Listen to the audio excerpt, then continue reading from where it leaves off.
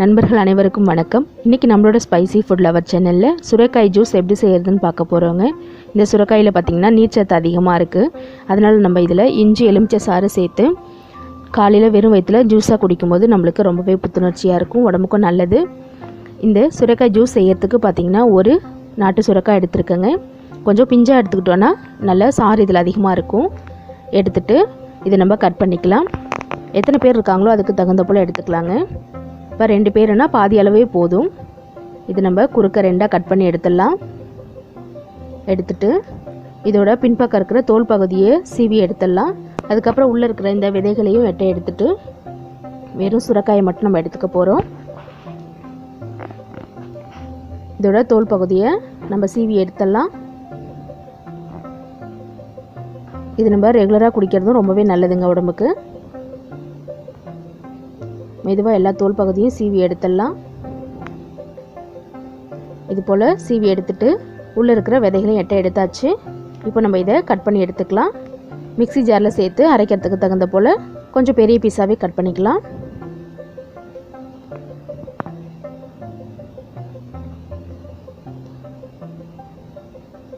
நம்ம வச்சுருக்க பாதி சுரைக்காயை நல்லா கட் பண்ணி எடுத்துடலாம்.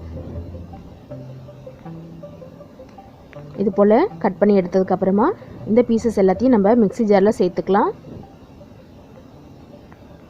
சேர்த்துட்டு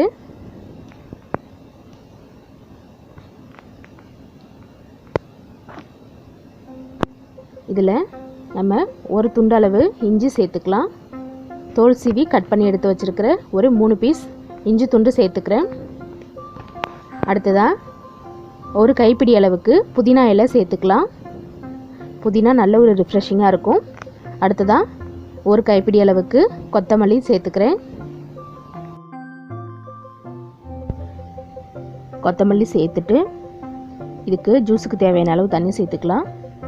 1 கிளாஸ் அளவுக்கு தண்ணி சேர்க்குறேங்க. நீங்கள் தேவையான அளவு தண்ணி சேர்த்துக்கலாம்.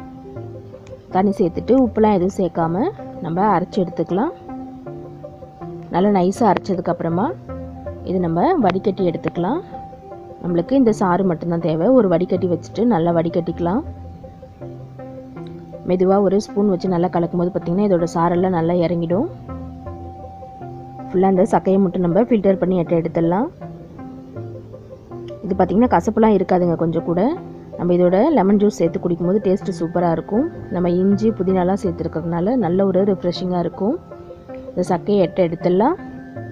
இந்த ஜூஸு நம்ம குடிக்கிறதுக்கு முன்னாடி பார்த்திங்கன்னா இதில் லெமன் பிழிஞ்சு விட்டுக்கலாம். ஒரு 3/4 லெமன் பழம் எடுத்துருக்கேங்க. இதை நம்ம இந்த கிளாஸில் குடிக்கிற கிளாஸில் பிழிஞ்சு விட்டுக்கலாம். பிழிஞ்சிட்டு அந்த சாறை மட்டும் எடுத்துட்டு இதில் நம்ம வச்சுருக்க ஜூஸை மிக்ஸ் பண்ணிக்கலாம்.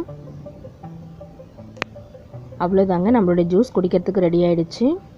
டெய்லியுமே குடிக்கலாம். ரொம்பவே ஹெல்த்தியாக இருக்கும், ரிஃப்ரெஷிங்காகவும் இருக்கும்.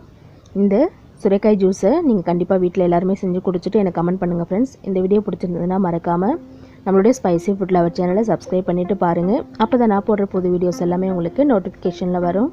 இன்னும் உங்களுக்கு வேறு எதுவும் வீடியோ வேணும்னா கமெண்ட் பண்ணுங்கள்.